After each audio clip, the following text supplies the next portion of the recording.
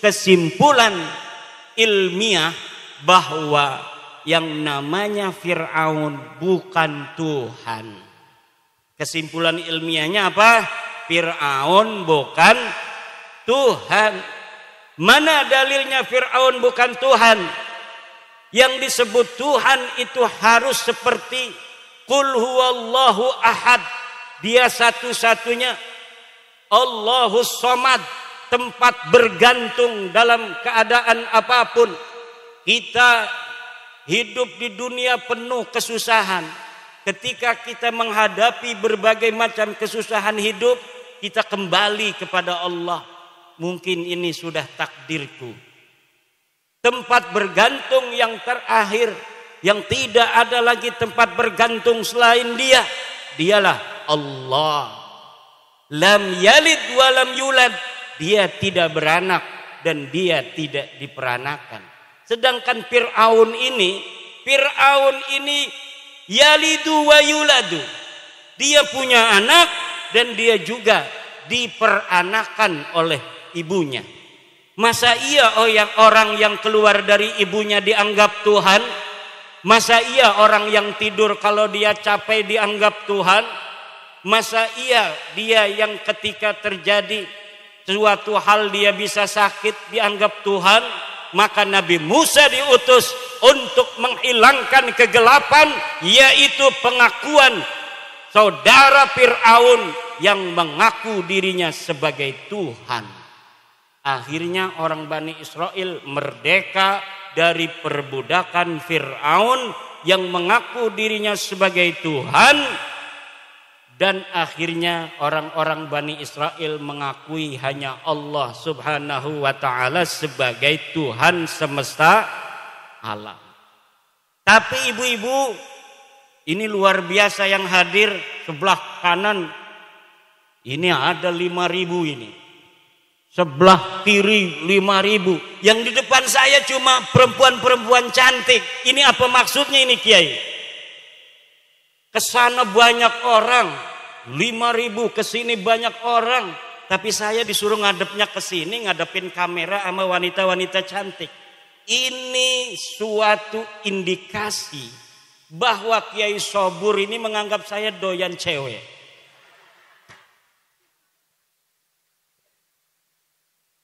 Ndak ya Neng ya, Mbak, karena memang dapatnya di sini kebagiannya ya. Alhamdulillah. Ini luar biasa ini Pak Kapolsek, Pak Dan Ramil di tengah hutan. Ini yang hadir bisa luar biasa. Bu, coba belah sini, Bu. Luar biasa. Ibu ini bener nggak ini ibu-ibu? Jangan-jangan karena beliau ini ahli wirid, dia datangkan jin-jin agar pada hadir di sini. Saya kira ini yang akan datang ini karena di tengah hutan, di tengah gunung, ya paling 100-200 orang. Luar biasa Kiai Sobur ini. Berkat kesabaran yang beliau miliki. Akhirnya ketika Allah menjadikan Nabi Musa sebagai orang yang akan merungkadkan Fir'aun, ini Nabi Musa ditakdirkan kecilnya itu lagi bayi, diingu, dididik oleh Fir'aun itu yang akan dia rungkadkan. Makanya tidak heran hari ini yang menjadi pengurus PWI semuanya mantan-mantan kibin semua. Semuanya kibin-kibin semua yang sekarang jadi pengurus-pengurus PWI. Kenapa? Karena mantan-mantan kibinlah yang tahu bagaimana Fir'aun, taktiknya Fir'aun, kesesatannya Fir'aun, dan kelemahannya Fir'aun. Itu Nabi Musa tahu karena Nabi Musa dididik oleh Fir'aun. Mantan-mantan kibin di seluruh Indonesia yang hari ini membentuk PWILS, Perjuangan Wali Songo Indonesia. Kenapa dia begitu semangat? Karena dia tahu bagaimana itu yang namanya baklawi. Mantan-mantan kena dawir ini yang jadi pengurus nih. Kiai-kiai mantan kena dawir ini jadi pengurus dan jadi para kesepuhan PWILS. Muridnya kadang-kadang 2000, tapi dia bisa diakalin sama orang yang gak bisa ngaji. Jangankan ngaji kitab. Itu Ba'lawi kadang ngaji Qur'annya aja dari kanan ke kiri. Bener ya? Dari kiri ke kanan. Ini tapi dia bisa menjajah para kiai yang sudah hafal kitab Jurmiyah, hafal Fathul Qorib, bisa baca kitab Ihya, baca kitab Jam'ul Jawami', baca kitab Bukhari, tamat, dapat ijazah. Itu dapat dikalahkan oleh hanya orang yang mengaku sebagai keturunan Nabi, padahal dia bodoh, akhlaknya kemana-mana, tidak mencerminkan ajaran-ajaran Nabi, tidak punya kesantunan. Kalau ceramah kayak anjing gila, mencaci sana, mencaci sini, kiai dicaci, masyarakat digoblok-goblokin, pemerintah digoblok-goblokin, presiden digoblok-goblokin, apalagi polisi digoblok-goblokin, tentara digoblok-goblokin. Padahal dia sama sekali tidak berilmu, baca Quran ngacak, apalagi baca kitab kuning. Kenapa bisa terjadi selama ini? Di sini karena ada penjajahan spiritual. Ada apa? Penjajahan spiritual yang dibangun di atas kebohongan dan kedustaan, cerita-cerita palsu, sejarah-sejarah palsu yang kemudian ditanamkan di kita orang-orang Indonesia agar mempercayai mereka sebagai keturunan Nabi. Pas ditanya mana dalilnya nggak punya dalil, ditanya kitabnya nggak punya kitab, ditanya tes DNA-nya melenceng kemana-mana. Jangankan sebagai keturunan Nabi, turunan Arab aja bukan.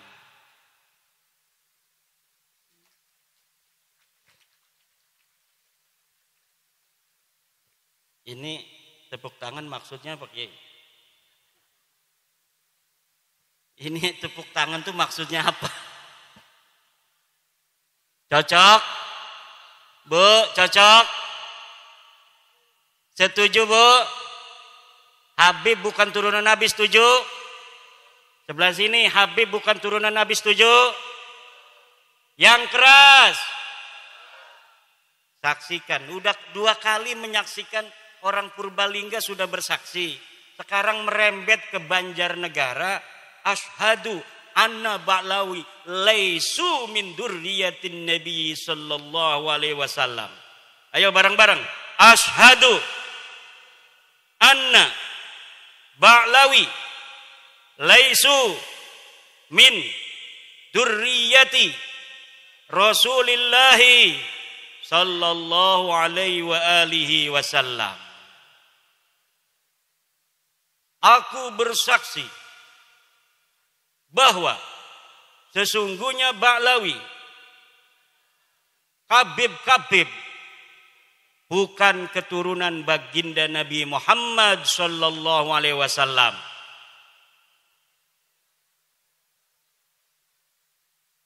Dan ini bisa dipertanggungjawabkan secara ilmiah, zahiran wa batinan, dunya wa ukhra. Di dunia dan di akhirat. Kenapa? Karena ini berbasis metodologis, epistemologis yang jelas. Dari kitab nasab yang sudah ditulis para kiai, para ulama masa lalu. Dari mulai abad ke-3 Hijriah sudah ada kitab nasab. Abad ke-4 Hijriah sudah ada kitab nasab. Keturunan Nabi semuanya itu dicatat, Bu. Rapi pencatatannya dari masa lalu. Tetapi tidak ada yang mengkonfirmasi leluhur Ba'lawi para Habib ini yang ada di abad ke-4 Hijriah yang namanya Ubaidillah. Tidak ada satupun ahli nasab yang kitabnya sekarang bisa kita baca itu di internet. Karena zaman ini zaman kita bisa mengakses semua kitab-kitab masa lalu. Tidak ada satupun kitab nasab yang mencatat Ubaidillah leluhur Khabib ini sebagai keturunan baginda Nabi besar Muhammad sallallahu alaihi wasallam. Kapan munculnya mereka ngaku jadi turunan Nabi? Padahal leluhurnya katanya lahir di abad keempat Hijriah. Mereka ngakunya baru tahun 895 Hijriah. 550 tahun setelah keberadaan orang yang diaku. Yang setelah kita lihat, kitab-kitab sebelum abad 9 ini tidak ada yang mencatat mereka sebagai keturunan Nabi. Kalau kitab setelah mereka mengaku, dikarang oleh mereka. Mereka mengarang kitab Al-Burqatul Musiqah tahun 895 mencatat kami turunan Nabi. Ada kitabnya sampai sekarang bisa kita baca. Nanti di abad 10 ada lagi kitab yang mereka karang. Namanya kitab Tuhfatut Talib. Mereka mencatat kami turunan Nabi. Ada kitabnya. Abad ke-9 Hijriah ada, 10 Hijriah ada, 11 Hijriah ada dicatat. 12 Hijriah ada, 13 Hijriah ada, 14 Hijriah juga ada. Sampai sekarang ada. Mereka dicatat turunan Nabi. Tapi mulai dari abad mereka mengaku, sebelumnya tidak sama sekali dicatat mereka sebagai keturunan Nabi.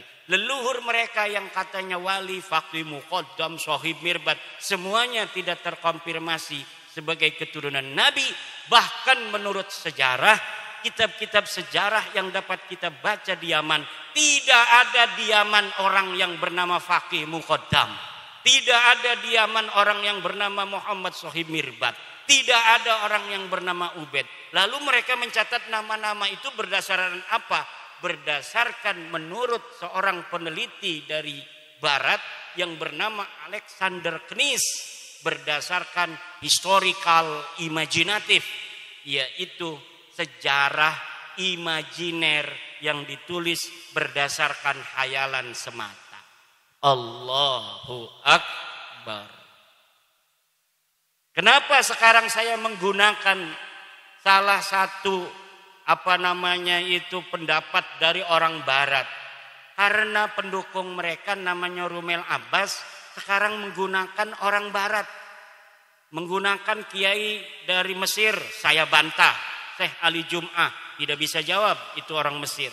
Orang Iran namanya Mahdi Rojai bikin video bahwa dia mendukung Ba'lawi sebagai cucu Nabi. Saya bantah, tidak berani jawab, tidak berani diskusi dari Iran. Ulama Iran tidak berani melawan ulama dari Jawa, Indonesia. Ulama Mesir tidak berani melawan ulama Jawa, Indonesia. Ulama Yaman tidak berani melawan orang Jawa, Indonesia. Siapa di dunia ini yang mau bela Balawi, silahkan daftarkan diri untuk melawan ulama dari Indonesia, putra Nusantara asli. Gak bakal ada yang berani. Kenapa tidak ada yang berani? Gak ada dalilnya. Kenapa tidak ada dalilnya? Ya memang palsu. Kenapa palsu? Ya memang bukan turunan Nabi Muhammad. Kalau bukan turunan Nabi Muhammad, turunan Nabi siapa? Nabi Adam. Sama sama saya, sama sama kiai, sama sama polisi, turunan Nabi Adam semua. Ya udah, kita udah, kata saya, kita bukan benci ente, Bib. Bukan benci, cuma ente salah. Ente bukan turunan Nabi, jangan ngaku-ngaku turunan Nabi lagi.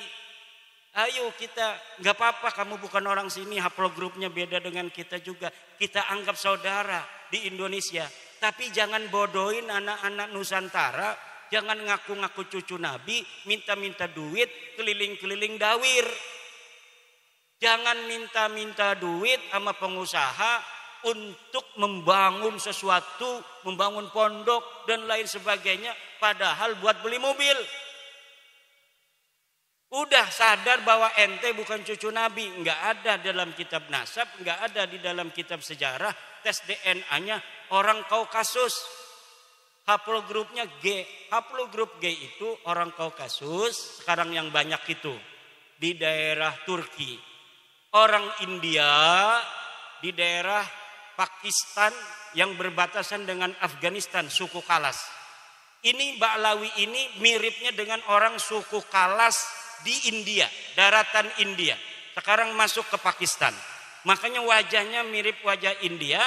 Dan siapa namanya itu, reporter dari Ba'lawi perempuan, Najwa Shihab, itu telah dites DNA 48% DNA-nya orang India.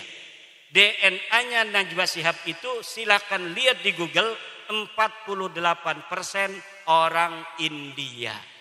Saya cari orang India yang garis lakinya itu haplogrup G, itu suku apa?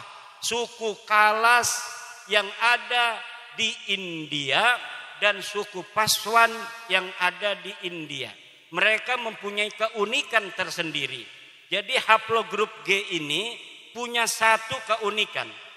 Dulu ketika mereka masuk agama Yahudi di abad 10 Masehi, mereka mengaku keturunan Nabi Ishak yang ke-13. Ketika mereka ada di India, di Kalas, di dataran Pakistan sekarang, mereka mengaku keturunan Alexander Agung. Ketika ada di India beragama Hindu, mereka di suku Paswan mengaku sebagai keturunan daripada Dursusana. Ketika di Islam di Indonesia dan di Yaman, mereka mengaku sebagai keturunan baginda Nabi besar Muhammad sallallahu alaihi wasallam. Kayaknya haplogrup G ini kalau dia agama Kristen ngaku sebagai anaknya Yesus Kristus. Untung Nabi Isa enggak punya istri, enggak punya anak. Kalau Nabi Isa itu diriwayatkan punya anak, mereka banyak yang akan masuk Kristen mengaku sebagai keturunan Yesus Kristus. Sayangnya Yesus enggak punya anak. Di Indonesia mereka nyangkol-nyangkol juga kepada pahlawan-pahlawan Indonesia. Ada yang mengaku keturunan Hamengkubuwono. Ada yang mengaku sebagai keturunan Sunan Giri. Jalur lakinya kami dari Ba'lawi, jalur perempuannya dari Sunan Gunung Jati. Ada yang ngaku ke Banten. Kebetulan saya ini salah satu nasabah di Banten sejak 2012. Jadi sudah agak hafal seluruh keturunan-keturunan Sultan Banten dan di mana adanya komunitas keturunan Sultan Banten. Ada seorang Ba'lawi ngaku keturunan Sultan Banten dari ibunya katanya. Dari siapa? Dari Pangeran Mesir bin Sultan Ageng Tirtayasa. Saya langsung hubungi keturunan Sultan Mesir yang ada di Pontang, dekat dengan Kresek, masuk Kabupaten Serang. Betul enggak ada susunan nasab seperti ini yang dari keluarga Pangeran Mesir? Ini bohong Kiai, ini palsu. Palsu. Mereka mengaku keturunan Jogja dari Hamengkubuwono II. Saya teliti, saya konfirmasi kepada peneliti nasab di Jogja. Palsu. Ngaku Sunan Giri, palsu. Ngaku apa saja? Ngaku kiai, ngaku ulama. Masa ulama nggak suruh baca kitab dari kiri ke kanan? Selama ini yang dibicarakan berarti bukan berdasarkan ilmu, berdasarkan hafalan anak-anak mau tampil pidato itu. Mau tampil pidato dia hafalin gitu. Tapi ndak mondok, sehingga dia nggak paham. Ilmu itu bukan apa yang dihafal, tapi apa yang dipahami di dalam sukma. Sehingga menjadi kebijaksanaan untuk menentukan sebuah hukum Allah Subhanahu wa ta'ala berdasarkan Al-Quran Al-Hadis, kemudian dialaqahkan dengan wakil kejadian yang menyertainya. Itu namanya alim, namanya kiai itu. Kiai-kiai kita itu kenapa? Kiai kita itu pada tawadhu? Karena ilmunya itu rasihun fi qulubihim. Ilmunya masuk ke relung-relung jiwa, relung-relung hati mereka. Semakin banyak ilmunya kiai, semakin tunduk kayak padi. Semakin berisi dia semakin menunduk. Semakin ada orang menghormati, semakin dia menghormati orang yang menghormatinya. Ini akhlak bangsa kita, bangsa Nusantara. Tapi mereka kalau dihormati ngelunjak. Semakin dihormati, semakin yang menghormatinya dimanfaatin. Duitnya diroyot. Apa tuh istilahnya? Diporotin. Kalau ada mukibin kaya, udah habis itu. Punya mobil Alphard diminta. Kalau enggak, kualat ente. Orang mengkritik mereka, kata Novel Anidrus, orang yang berani mengkritik Habib itu adalah dajjal. Tidak ada itu dalam ajaran. Orang yang mengkritik Rasulullah aja, Rasulullah enggak pernah bilang yang mengkritik beliau itu dajjal.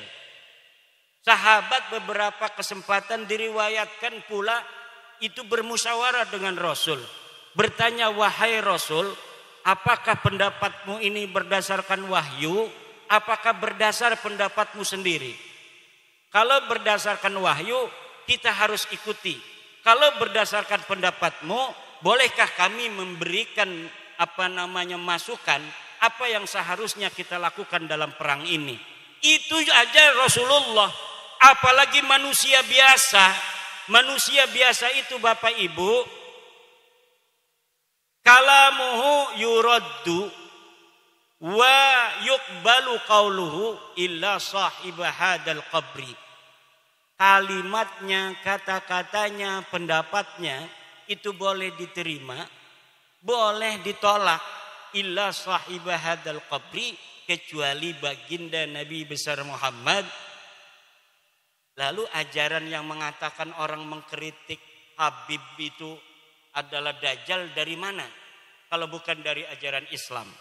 Mungkin mereka punya ajaran agama lain yang tidak ada dalam ajaran agama kita.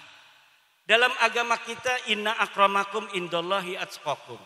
Seluruh manusia itu sama. Sesungguhnya orang yang paling mulia di antara kalian adalah orang yang paling bertakwa. Kata mereka yang paling mulia adalah kabaib. Walaupun tidak ibadah, walaupun tidak sholat, walaupun tidak alim, mereka tetap mulia. Karena kemuliaan mereka adalah zat.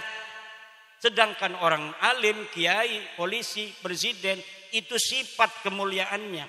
Kalau dia sudah tidak jadi presiden, dia tidak mulia lagi. Kalau kiai gila, katanya tidak mulia lagi. Tapi kalau kabaib, dia gila, tetap dia mulia. Kenapa? Karena di dalam dirinya ada darah Rasulullah. Dulu tuh nggak laku lagi, Beb. Jangan ngomong-ngomong gitu lagi. Nanti diketawain orang Banjarnegara. Nanti diketawain orang Purbalingga. Nanti diketawain anak-anak Nusantara. Anak Nusantara hari ini sudah tahu ente bukan turunan Nabi. Kalau ente ngomong dengan ilmu kita terima. Tapi kalau ente ngomong lagi dengan doktrin-doktrin, tidak ada lagi tempat bagimu. Karena bangsa Indonesia hari ini sudah cerdas, sudah cerdas, sudah mempunyai pencerahan bahwa sesungguhnya kemuliaan manusia di mata Allah hanyalah berdasarkan takwa, bukan berdasarkan nasab. Setuju, Bu? Siapapun, anak siapapun bisa jadi apapun di negara kita yang tercinta Indonesia. Siapa anak-anak dari kampung ini di atas hutan yang pengen jadi presiden Indonesia, sekolah. Dia harus sekolah di MTS, dia harus punya ijazah aliyah, dia harus kuliah. Nanti lulus kuliah bikin partai politik, nanti calon presiden. Semuanya bisa asal punya partai. Betul? Ini kemuliaan agama Islam sama ibu-ibu dengan kemuliaan yang diatur oleh Pancasila. Oleh, coba Pancasila sila kedua, kemanusiaan yang adil dan beradab. Pancasila. 1. Ketuhanan yang Maha Esa. 2. Kemanusiaan yang adil dan beradab. 3. Persatuan Indonesia. 4. Kerakyatan yang dipimpin oleh hikmah, kebijaksanaan, permusyawaratan, perwakilan. 5. Keadilan sosial bagi seluruh rakyat Indonesia. Yang diam aja HTI itu. Ini yang diam HTI ini. Coba sila kedua, Mbak. Mbak, nggak usah lihat-lihat foto dulu, nanti digedein aja. Sekarang dengerin. Sila kedua, kemanusiaan yang adil. Apa artinya? Kemanusiaan kita ini bagi Indonesia adil. Apa artinya? Semuanya sama bagi Indonesia, bagi Undang-Undang Dasar 45, bagi Pancasila. Tidak ada bedanya di dalam negara Indonesia. Dia yang bernasab turunan raja, dia yang bernasab turunan nabi, dia yang bernasab turunan wali songo, dia yang bernasab turunan tukang jahit, dia yang bernasab turunan TNI, dia yang bernasab turunan petani, pedagang, pendeta, kiai. Di depan Indonesia semuanya sama, anak-anak Indonesia.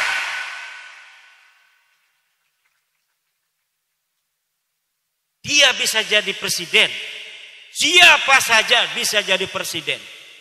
Dia bisa jadi menteri. Dia bisa jadi gubernur Jawa Tengah. Dia bisa jadi gubernur Jawa Timur, bupati Banjarnegara, camat di sini, lurah di sini. Tidak dilihat dari keturunannya. Silahkan masa lalu mereka keturunan pengkhianat sekalipun. Tapi kalau sekarang dia ini komitmen kepada NKRI, kepada Indonesia, mau bersama membangun citra baik bagi bangsa dan negara di mata dunia, maka kita akan terima. Walaupun kita tahu mereka dulu turunan antek-antek penjajah Belanda. Kami punya data dan punya bukti yang leluhur mereka lakukan kepada leluhur kami bangsa Indonesia, yaitu mengkhianati kami. Berbagai macam peristiwa sejarah telah membuktikan leluhur-leluhur bangsa Indonesia yang menginginkan kemerdekaan.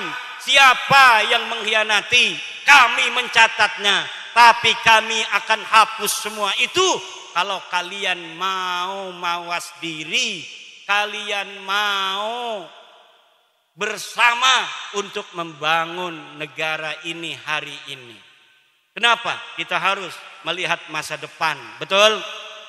Bukan melihat masa lalu. Masa lalu itu suatu yang kadang-kadang sangat menyakitkan untuk dikenang. Saya banyak bersedih kalau membaca sejarah keluarga, sejarah Banten, sejarah perjuangan. Bagaimana leluhur-leluhur kita dulu sampai mengorbankan diri mereka untuk kemerdekaan kita hari ini. Ada yang tergeletak di pinggir jalan. Hari Sabtu 26 Desember 1682. Untuk apa? Untuk leluhur lakukan itu untuk kita hari ini. Tapi banyak yang leluhurnya sebagai antek-antek penjajah kemudian mencatatkan nama mereka sebagai pahlawan. Ketika dicari sejarahnya, keaya. Di mana mereka ketika perang Cilegon 1888? Di mana mereka ketika perang Diponegoro 1825? Di mana mereka ketika perang merebut kemerdekaan? Di mana mereka ketika perang mempertahankan kemerdekaan? Ketika masyarakat Surabaya 10 November 45 mati berkalang tanah, di mana mereka berada? Tidak ada satupun dokumen yang menyatakan Baklawi ada di sana. Tidak ada. Tapi kita tidak akan mengungkit-ungkit masa lalu. Kita menatap masa depan. Hari ini dan masa depan. Ayo kita bersama. Jangan ngaku turunan Nabi. Jangan merasa paling mulia. Karena memang kamu tidak mulia. Tidak ada yang pantas kamu banggakan. Kamu ngaku turunan Nabi, bukan turunan Nabi. Kamu mengaku orang berilmu, bukan orang berilmu. Wani ngadu. Kamu ngaku sebagai orang soleh, tidak soleh. Banyak yang kemarin ketangkep itu ngebegal motor, betul. Tukang malak-malak kiai, malak-malak orang. Apa yang kamu banggakan? Tidak ada yang pantas kamu banggakan di tanah Indonesia ini. Yang harus kamu lakukan, didik anakmu, suruh mondok kepada kiai-kiai biar pinter. Nanti biar dia yang merubah sejarahmu menjadi sejarah yang baik untuk bangsa dan negeri ini. Amin ya robbal. Itu saja kalau saya. Enggak kayak PWI. Kalau PWI lebih gawat dari saya. PWI itu gawat lebih dari saya. PWI itu luar biasa semangatnya, ini ketuanya nih. Ketua PWI ini semangatnya luar biasa, galak. Kenapa? Dulunya dia akalin melulu. Dulunya dibohongin. Banyak dibohongin, jadi sekarang muara itu. Makanya kalau saya jangan tolak-tolak orang datang. Saya ini pribadi saya. Karena organisasi ini milik banyak orang. Jadi pendapat saya itu harus nurut banyak orang. Kalau bagi saya, siapa saja Malawi mau kemana saja persilakan saja. Kalau ada yang mau masih mau jadi kibin. Kalau kita tidak setuju, ngomong tidak setuju. Tapi cukup tidak setuju saja. Tapi di Jawa Timur, Jawa Tengah, kalau sudah tidak setuju, pokoknya teu aing mah karasan geus ieu, cenah ieu aing ieu. Sakit ieu. Nah makanya kita tidak bisa untuk memutuskan organisasi berdasarkan keinginan saya, tidak. Makanya ya walaupun kita tidak setuju karena itu keputusan organisasi otoritas daerahnya masing-masing, silakan saja sepanjang tidak mengganggu kepentingan publik, tidak mengganggu negara, tidak mengganggu agama. Biar kasih pelajaran saja. Biar mereka sadar, kalau sudah sadar kan alhamdulillah. Tapi jangan sampai ada hal-hal yang tidak diinginkan. Kenapa? Karena yang akan rugi adalah saudara-saudara kita, kibin-kibin itu. Kibin itu siapa sih? Saudara kita. Understand? Understand? Understand? Kibin itu jangan dikira musuh saudara kita. PWI ada untuk mereka.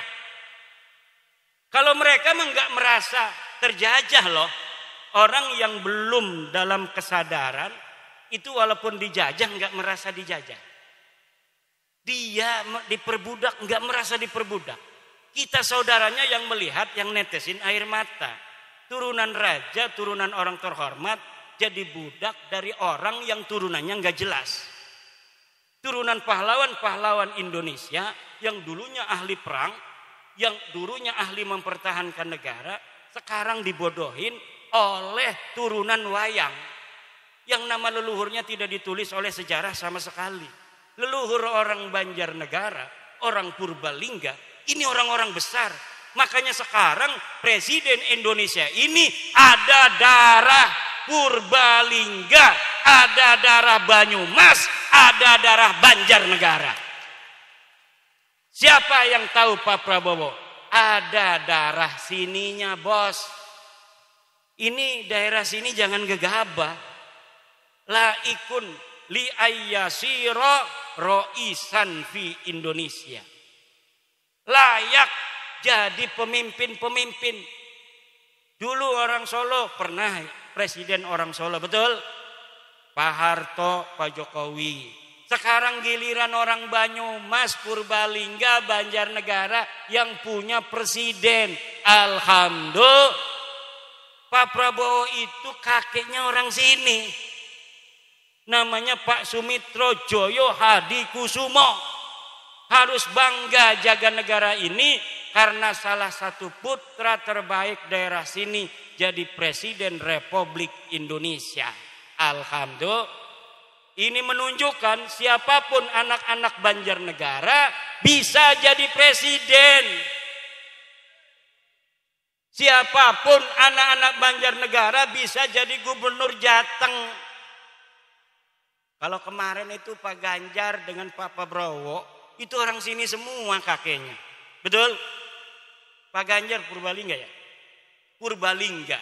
Pak Prabowo orang Purbalingga, Banyumas, Banjarnegara, leluhurnya itu. Pernah jadi bupati-bupati.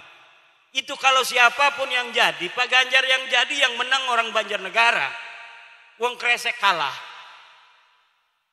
Yang jadi Pak Prabowo yang menang orang Banjarnegara, Purbalingga, Banyumas.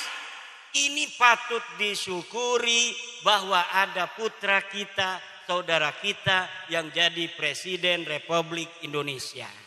Makanya harus bantu negara. Bagaimana caranya? Hai PWI, jaga keamanan negara kita Republik Indonesia. Kalau perang mah perang.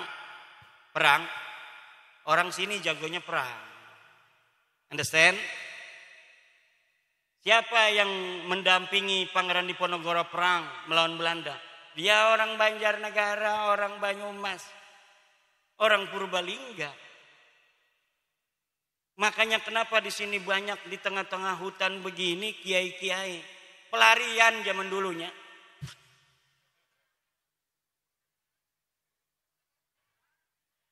Apa itu? Duren.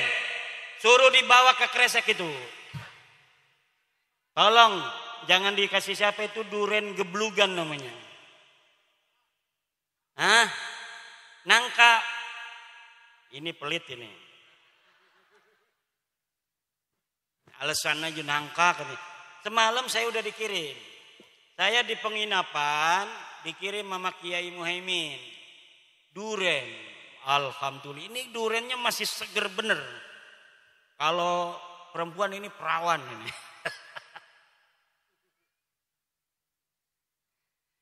Ibu bapak hadirin ma'asyiral muslimin rahimakumullah.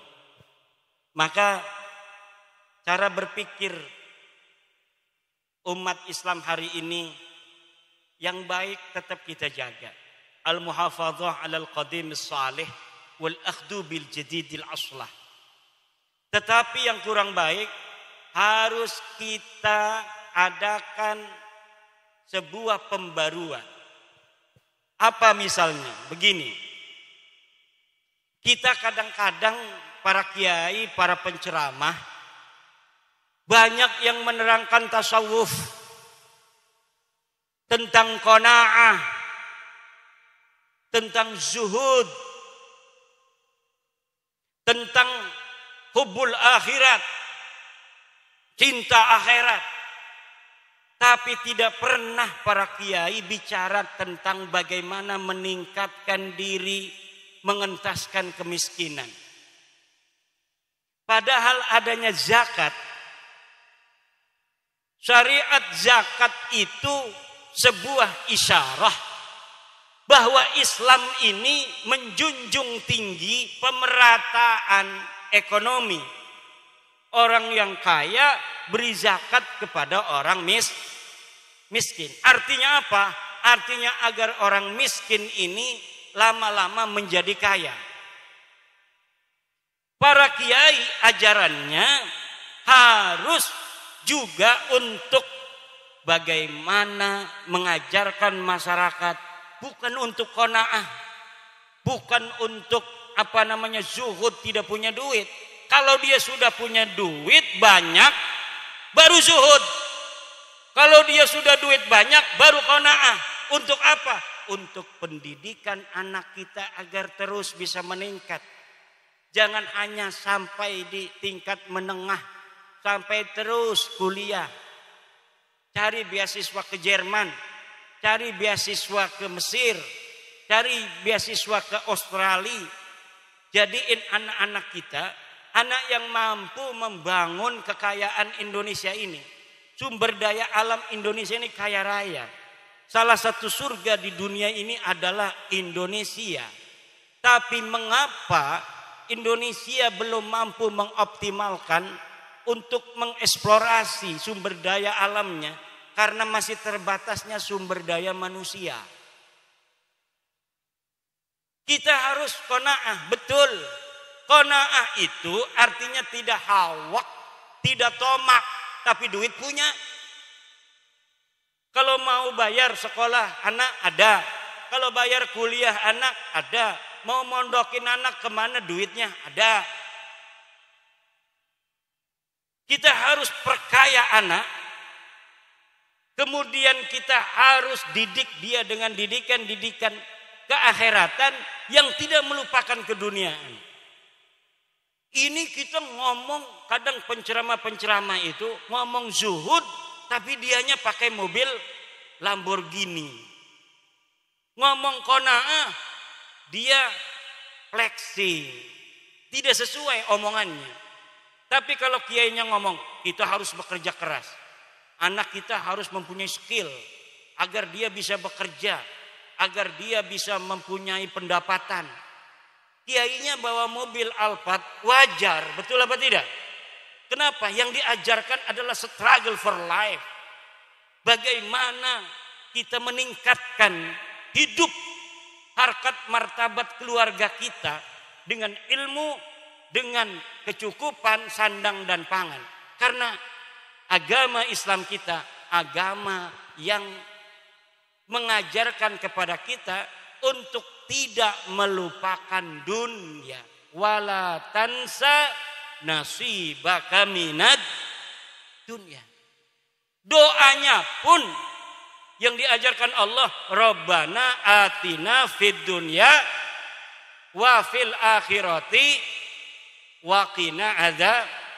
Di dunianya kita menguasai ilmu pengetahuan, di akhiratnya kita masuk surga, tidak masuk neraka.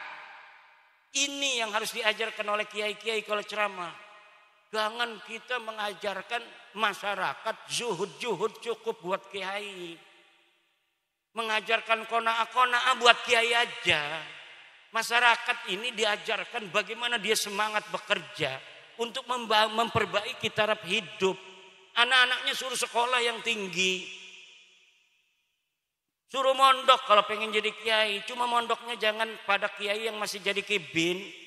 Nanti anak kitanya jadi kibin. Kalau kita mondokin anak pada kiai yang kibin, yang gelem jadi budak orang lain, nanti anak kitanya sengsara. Kalau dia pengen merdeka, nanti ditakut-takutin. Kalau kamu ngikuti Kiai Imad dari Banten tidak percaya pada Habib turunan Nabi, kamu tidak barokah. Ilmu yang telah saya ajari tidak akan barokah. Akan digituin. Na'udzubillah.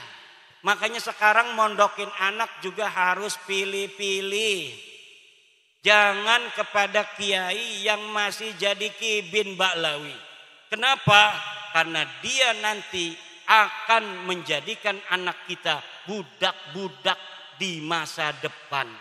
Dia mondok, belajar ilmu, belajar ngaji, namatin berbagai macam kitab. Tapi akhirnya jadi budak juga. Dia tidak merdeka dalam berpikir. Dia tidak merdeka di dalam berpendapat. Harus berpendapat sesuai dengan kitab saja tidak berani. Karena berbeda dengan gurunya. Padahal Imam Syafi'i, dia punya guru namanya Imam Malik. Imam Malik punya pendapat sendiri. Imam Syafi'i punya pendapat sendiri. Megang perempuan kata Imam Malik itu membatalkan kalau ada syahwat. Kalau kata Imam Syafi'i walaupun tidak ada syahwat, kalau megang perempuan wudunya batal. Kata Imam Ahmad bin Hambal muridnya Imam Syafi'i juga begitu. Kata Imam Hanafi tidak batal. Kita punya wudu megang perempuan tidak batal. Karena apa? Karena makna dari aula mastumun nisa mula sama bimakna al-jima' itu adalah majaz. Lamas mula masa adalah majazun minal wiqa. Makanya batal wudunya kalau habis bersetubuh sama istri. Kalau tidak bersetubuh sama istri, wudunya tidak batal, kata Imam Abu Hanifah. Nah, perbedaan itu antara murid dan guru itu sudah biasa dari zaman dulu. Kita madhabnya Imam Syafi'i, kalau punya wudu ibu dipegang sama suami, ibu batal, suaminya batal. Megang anak masih bayi, dakarnya anak masih bayi, batal ibu walaupun masih bayi, karena yang membatalkan memegang dakarnya laki-laki walaupun anak sendiri, apalagi punya bapaknya, batal itu. Punya anaknya aja yang masih bayi batal. Tapi kalau antara mula masah antara laki-laki dan perempuan, menurut kita Imam Syafi'i, megangnya dengan syahwat, tidak dengan syahwat, dipaksa, tidak dipaksa, kalau bersentuhan batal. Karena zahirnya mula masah adalah bil basyarah, dengan kulit.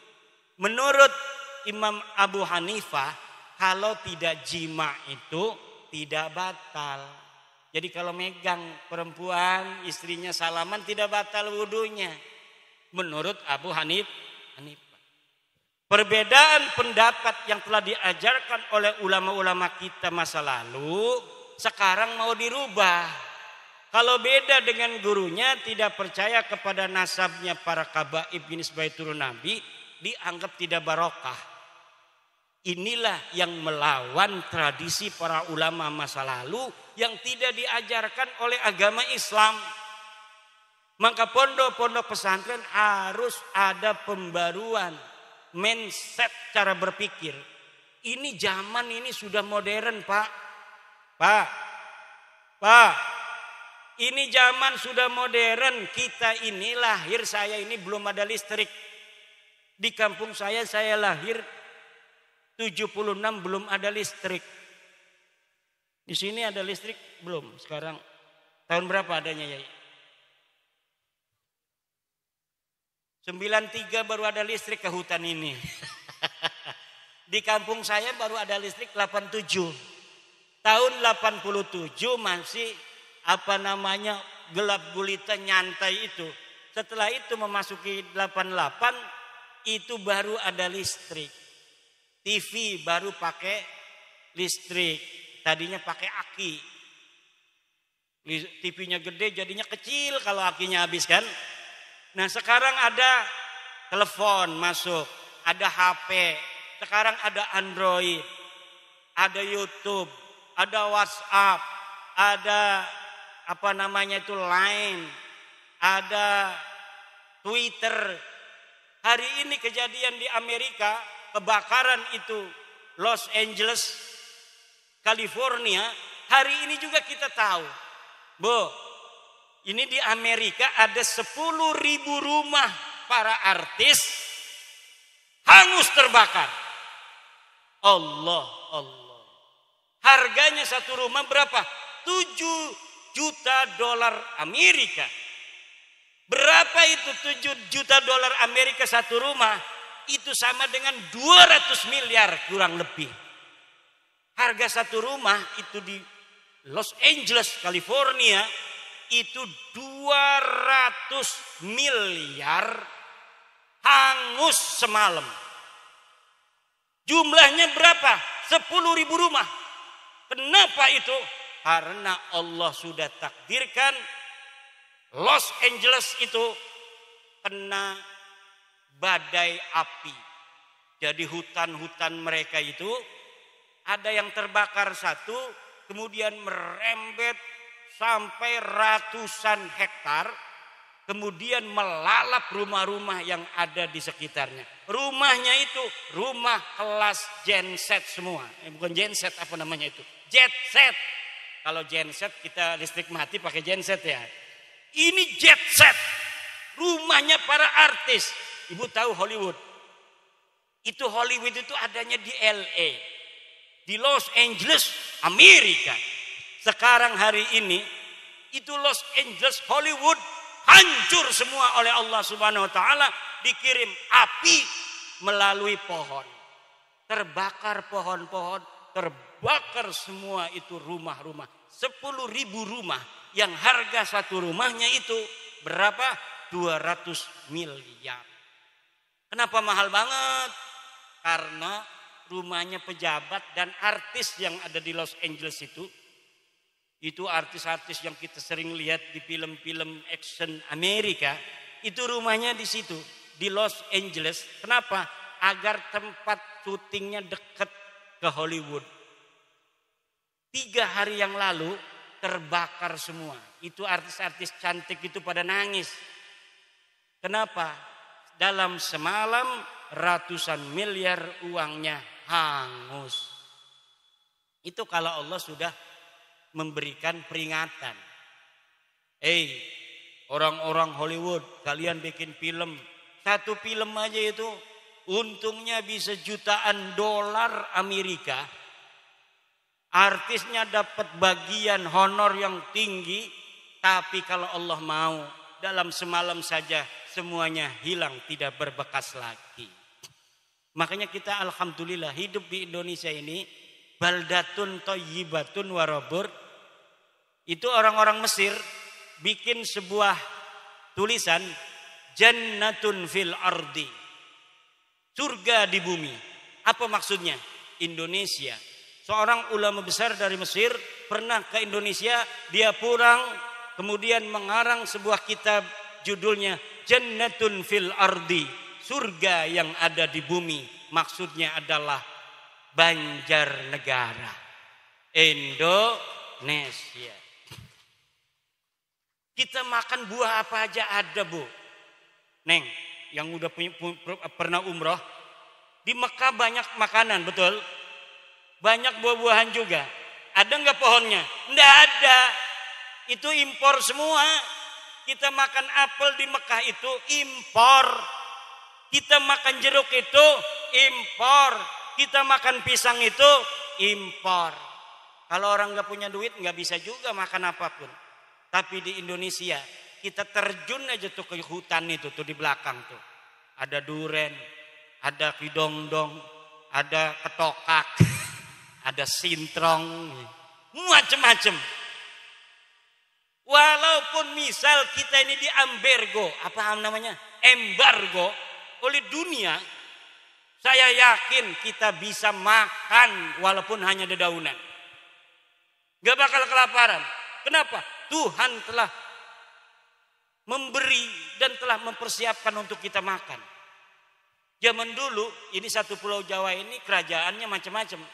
Itu masing-masing mempunyai otoritas politik. Ini tidak boleh masuk ke sini sembarangan, ini tidak boleh jual ini sembarangan.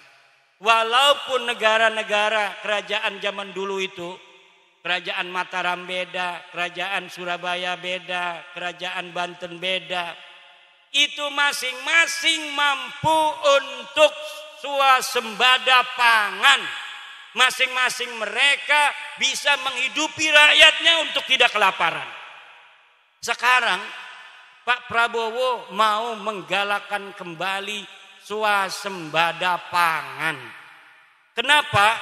Karena hari ini, tahun-tahun kemarin kita ternyata masih impor beras dari Vietnam, impor beras dari Thailand.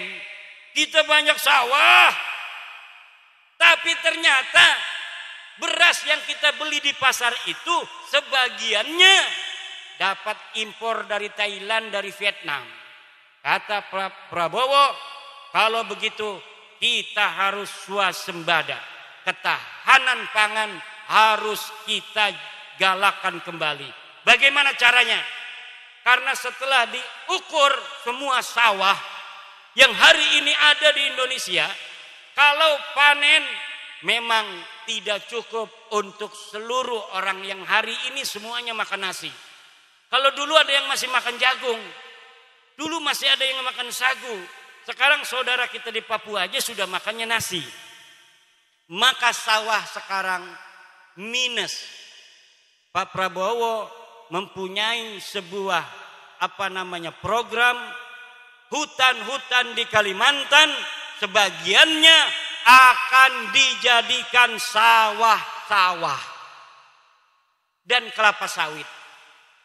Bagus tidak? Bagus tidak? Bagus kata kita. Tapi hari ini langsung dapat perlawanan dari pelestarian hutan. Jadi aktivis-aktivis pelestarian lingkungan, aktivis lingkungan menolak gagasan Pak Prabowo untuk menambah sawah-sawah baru di Indonesia. Hutan-hutan ditebang untuk dijadikan sawah, dijadikan kebun sawit. Kenapa? Katanya itu merusak hutan, merusak lingkungan. Ada aja yang model begini masih pikirannya. Lingkungan ini diciptakan Tuhan untuk manusia. Kalau manusia butuh untuk sawah, tebang hutannya, bikin sawah, betul. Jangan mikirin yang madnunah. Kita ini maslahah muhaqqaqah yang jelas. Cara berpikirnya pemimpin itu maslahatun muhaqqaqah. Maslahat yang nyata ada, yaitu adalah ketahanan pangan. Agar kalau Thailand tidak mau jual lagi berasnya, kalau Vietnam tidak mau lagi jual berasnya, Indonesia semuanya bisa makan. Hari ini Pak, kalau orang-orang Vietnam, Thailand, India, Bangladesh tidak jual ini beras ke Indonesia, rebutan beras Pak Indonesia. Hari ini, kenapa? Karena rasio ketersediaan sawah dan beras kita dibandingkan dengan jumlah penduduk itu tidak memenuhi syarat. Kurang beras kita daripada penduduknya. Makanya kita perlu impor. Makanya Pak Prabowo punya sebuah program ketahanan pangan. Sumber daya pangan kita harus berasal dari dalam negeri kita. Sehingga kalau nanti perang dunia, Thailand ikut perang, Vietnam ikut perang, Cina ikut perang, Eropa, Amerika, masing-masing memerlukan makan masing-masing. Kentang yang biasa kita impor dari Kanada dan Amerika, orang sana nggak mau lagi ngirim kentang. Beras yang kita biasa impor dari Thailand, Filipina, orang Thailand nggak mau lagi jual beras karena mereka juga butuh. Dalam keadaan seperti ini, maka tidak ada lagi kita harus memperbanyak sawah. Betul? Di sini nggak ada sawah, kan saya lihat tadi tuh hutan-hutan. Tapi makannya beras, betul tidak? Dari mana itu? Beli dari pasarnya dari mana? Dari Bulog. Bulognya dari mana? Sebagian dari petani, kurangnya dari impor. Jadi masyarakat makan hidup ini enak-enak aja, nggak mikirin beras. Tapi kepala Bulog gitu otaknya itu. Coba jumlah penduduk Indonesia ini berapa orang? Jumlah beras tersedia dari petani berapa? Kurangnya berapa? Kebiasaan orang Indonesia 1 liter berapa orang? Satu kampung ini berapa liter dalam 1 minggu? Ini semua dipikirin Pak. Itu tugasnya pemerintah. Bapak mah enak aja beli di warung ada beras. Tinggal ada duit, betul tidak? Yang mikirin ada di warung itu kepala Bulog. Menteri, dia yang mikirin. Bapak punya emas, Bapak punya duit. Tapi kalau nggak ada beras, nggak makan juga, masa mau makan duit? Yang mikirin ketersediaan kita selama ini siapa? Pemerintah. Tuh, sebenarnya begitu. Kita beli di warung ada gula. Mau ngopi nggak ada gulanya, pahit, betul tidak? Karena bagi orang-orang yang masih hidupnya pahit itu gula harus manis. Kalau orang seperti Kiai Muhaimin ini yang udah manis, kopinya nggak perlu gula lagi. Kayak saya ini nggak ada gulanya kopinya. Kenapa? Hidupnya alhamdulillah sudah manis. Padahal kalau makan gula bahaya. Bagaimana gula bisa tersedia itu? Dipikirin oleh Menteri Perdagangan. Bu, kita mah kan beli, ini ada, mahal sekarang, mahal katanya kan. Padahal cara mengadakannya aja sudah puyeng gitu. Karena pabrik gula sekarang udah pada tutup. Harga produksi, biaya produksinya lebih tinggi daripada harga di pasaran. Kenapa? Ini demo buruh kan. Buruh gula pengennya tinggi gajinya. Masyarakatnya yang beli gula pengennya murah, betul apa tidak? Ini pabrik bingung. Ininya masyarakatnya gula pengen murah, betul tidak? Karyawannya pengen gajinya naik. Kalau nggak naik demo dia. Demo itu serikat buruh. Akhirnya ditaikin, yang didemo kan pejabat, yang naikin gubernur. Naik. UMR Jawa Tengah naik. Akhirnya pabrik menaikkan upah, dijual ke pasar murah. Karena apa? Masyarakat pengennya murah. Kalau gulanya naik, masyarakat demo, turunkan gula. Kan bingung tuh.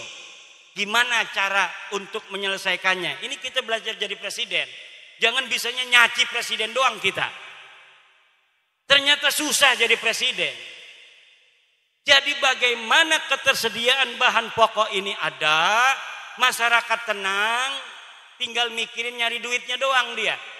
Kerja, semangat, dapat upah, dapat duit. Semua bahan pokok disiapkan oleh negara. Di pasar itu walaupun kayaknya yang untungkan tukang-tukang agen itu di pasar.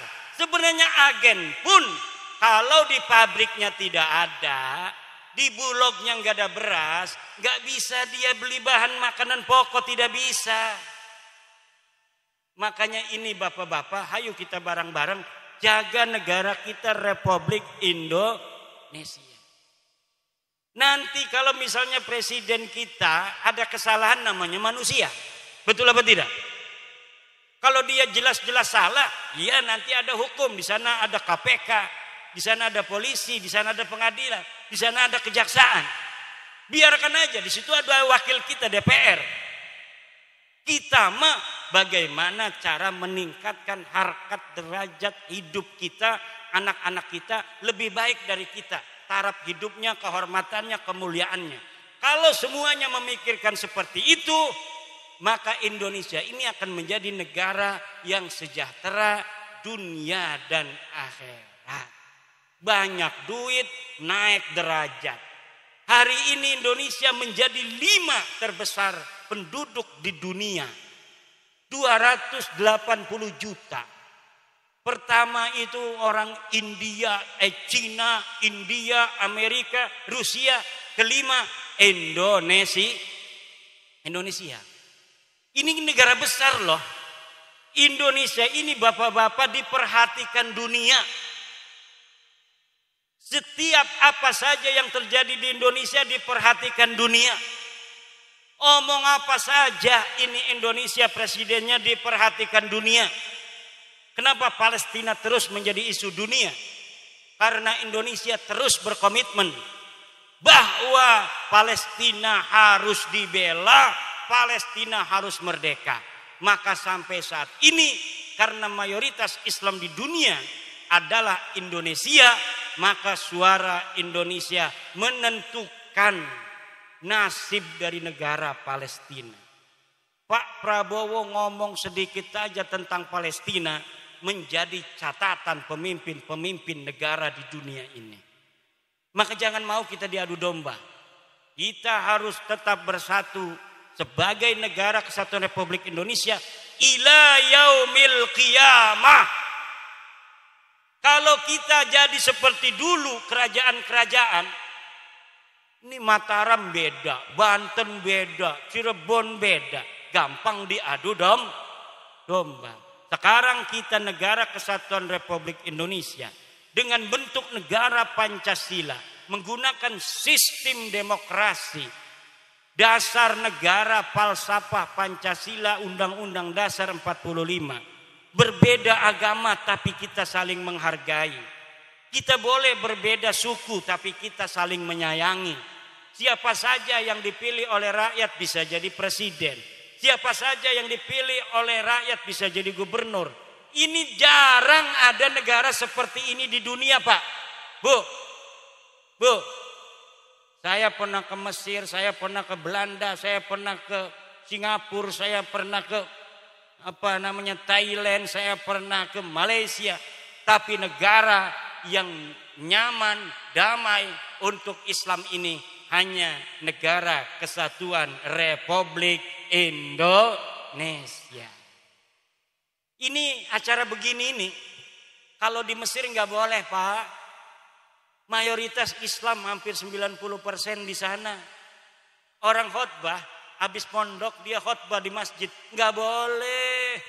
Enak aja orang baru datang mondok khotbah. Dia harus disertifikasi, dikeluarkan oleh negara sertifikatnya, baru dia boleh ceramah. Dan itu jarang sekali bisa lulus di Mesir.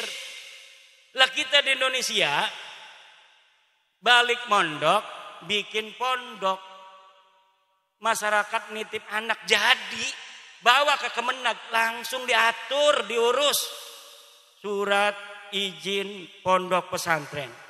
Bayar enggak? Gratis aturannya. Tapi ngasih kenapa? Kasihan buat beli rokok. Ini nih gara-gara kiai suka ngasih pejabat ini nih. Kalau kita kiai itu orangnya nggak enakan. Saya itu lurahnya itu ada misan, bikinin surat keterangan apa gitu kan. Kalau nggak ngasih uang itu kasihan, nggak ada kerjanya dia, nggak ada gajinya kan. Gajinya kecil itu pegawai kelurahan itu. Kita pengennya ngasih aja. Nah ini bisa jadi kalau menurut KPK ini penyuapan. Untung nggak ada KPK itu. Tapi kalau kita masyarakat memberi itu bukan karena memang menyogok, bukan. Hanya bagi rezeki aja. Nah, kasihan, bukan kasihan. Nggak enak kan ya. Nah, ini yang terjadi. Nah, di negara lain Bapak, acara begini nggak bakal boleh. Apalagi ngeganggu jalan model begini. Ini apa ini, mengganggu ketertiban umum ini.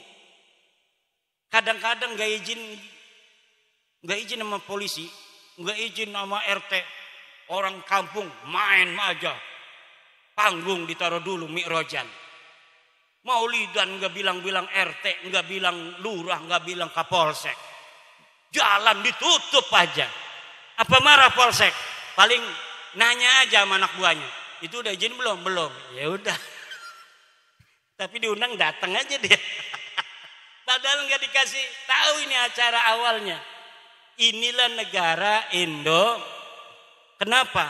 Agama dilindungi di Indonesia, dijamin untuk menjalankannya, dan negara tidak boleh ikut campur dalam urusan agama. Inilah untungnya agama tidak dibawa ke negara. Coba kalau agama dibawa ke negara begini Pak. Nih bahaya. Misalnya HTI.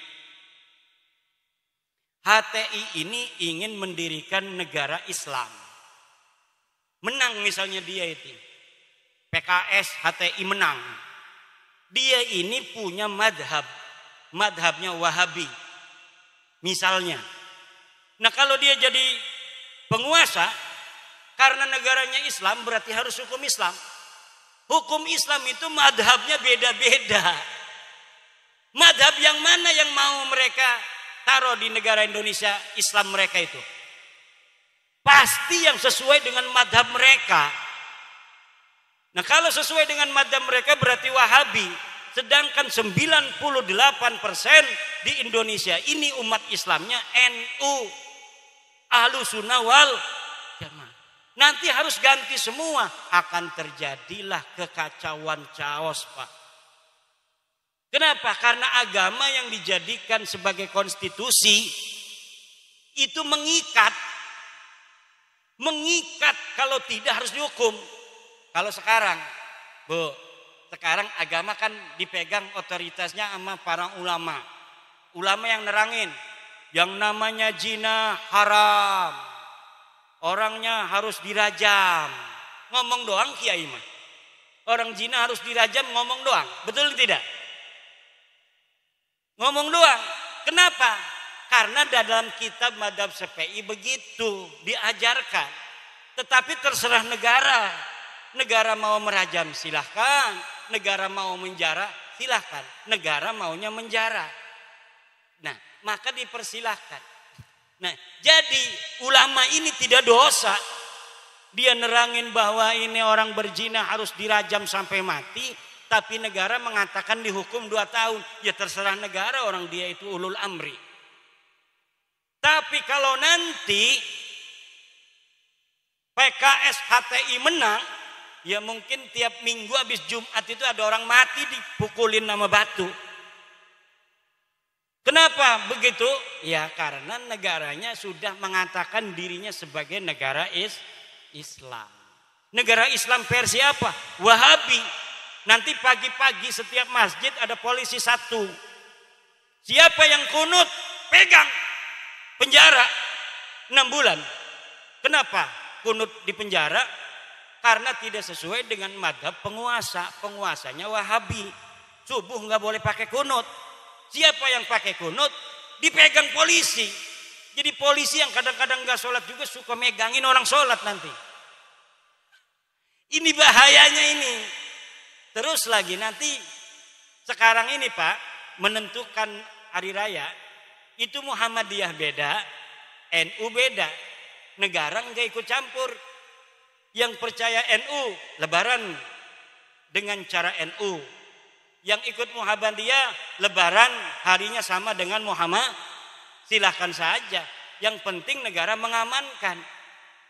Tidak ada boleh terjadi kekacauan. Tapi nanti kalau HTI jadi misal, ya harus ikut. NU melawan, nggak mau ikut-ikut pakai hisab. Nanti dipegangin kiai-kiai itu, kiai Sobur ini, kiai Sobirin dipegang karena apa? Dia pakai ru'yat, sedangkan negara harus pakai hisab. Ini akan terjadi banyak kekacauan. Kalau begitu kiai, memang sebenarnya gimana harusnya? Dalam Islam itu, tradisi kita ahli sunnah wal jamaah, bahwa daulah negara itu hukumnya wajib ada. Tetapi bentuknya diserahkan kepada manusia sesuai dengan keadaan dan kondisinya masing-masing. Yang penting tujuan didirikannya negara yaitu menjaga kehidupan dunia dan kehidupan akhirat yang disesuaikan oleh fikih itu bisa dicapai. Yaitu 1, urusan dunia harus rapi. Orang yang memiliki hak tidak boleh diganggu oleh orang lain. Orang yang punya motor nggak boleh diambil orang lain dengan tidak hak. Kalau diambil dipegang oleh polisi. Itu diatur kan sudah. Yang kedua tentang agama. Diberi kebebasan orang untuk menyembah Tuhannya masing-masing. Diberikan di Indonesia ini. Orang Islam menyembah Allah. Orang Kristen menyembah Yesus. Orang Hindu menyembah Tuhannya. Orang Buddha menyembah Tuhannya. Orang Konghucu menyembah Tuhannya. Orang kepercayaan menyembah kepercayaannya masing-masing. Lah itu diatur oleh negara dan dilindungi. Makanya ini negara Pancasila suatu saat akan menjadi model negara yang akan dicontoh oleh seluruh negara-negara di dunia. Kenapa? Hanya model Pancasila inilah yang adil dan beradab. Yang adil dan beradab. Ibu bapak hadirin mbak rahimakumullah, ini sudah jam, Masya Allah sudah jam 12. Ini tidur lagi ketua PWI, gimana? Ini wakil ketua umum PWI lagi ceramah, jangan tidur. Ini kiai ini ngejagain ini PWI Purbalingga dengan PWI Banjarnegara, ngejagain saya itu luar biasa. Padahal enggak apa-apa, cukup polisi juga cukup. Ini kita ini negara yang aman damai.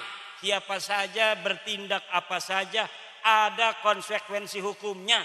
Tenang aja PWI. Yang penting jaga itu mukibin. Jangan sampai terus jadi mukibin. Merdekakan dia minaz zulumati ilan nur. Agar apa? Agar dia menjadi manusia merdeka sesuai dengan perkataan Sayyidina Umar bin Khattab, ummahatukum waladnakum ahrara fala takunu abidan li ghairikum. Ibumu melahirkanmu dalam keadaan merdeka, maka janganlah engkau jadi budak dari selainmu. Tidak boleh manusia diperbudak oleh orang lain secara spiritual. Dimasukkan di dalam pikirannya bahwa engkau orang rendah dan kami adalah orang-orang mulia. Engkau keturunan rendah, kami keturunan mulia. Tidak ada di dalam Islam. Di dalam Islam manusia kemuliaannya tidak dilihat dari keturunannya, tapi dilihat dari takwanya. Tinggi derajat manusia di sisi Allah dilihat dari ketinggian ilmunya.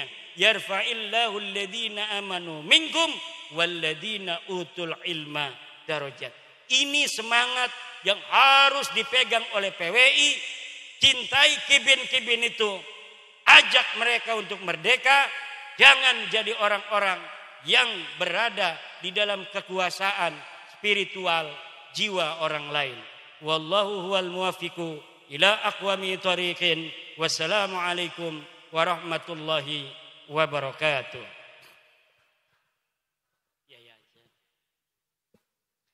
Allahumma salli ala sayyidina Muhammadin fil awwalin wal akhirin wa barik wa sallim radhiyallahu tabaraka wa ta'ala an kulli sahabati rasulillahi ajma'in.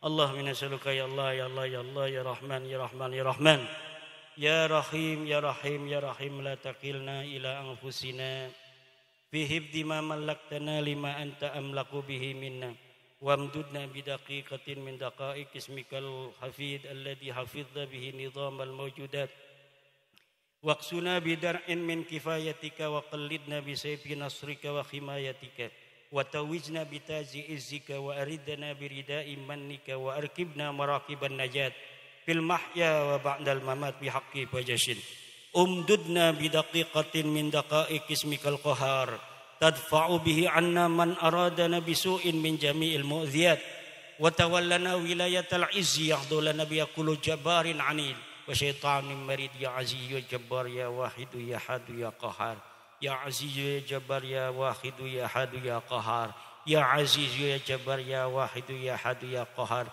Allahumma alqi alaina min zinatika mahabbatika wa min syarafi rububiyatika ma tashhadu bil qulub wa tadilu bihin nufus wa tahdau lahu riqab wa tabruqu lahu al absar wa ta'udu lahu al afkar wa yashkuru lahu kullu mulkin jabbar ya Allah ya aziz ya ghaffar Allahumma sakhir lana jami'a khalqika kama sakhartal bahra li sidina Musa alaihi salam walayyin lana qulubahum warwahum jawarim kama layantal hadid li sini Daud alaihi salam fa innahum la yantikuna illa bi idnika nawasihim fi qabdatika qulubum fi yadik tusarifu masyumat sunut tusarifu masyumat ya adfa'na ghadban nasi bila ilaha illallah wastajlabna ridahum bi sayyidina Maulana Muhammadin sallallahu alaihi wasallam Allahumma rzuqna rizqan wasi'an Allahumma rzuqna rizqan wasi'an halalan thayyiban mubarakan min ghairi masyaqqatin dalam tihanin wala ta'ab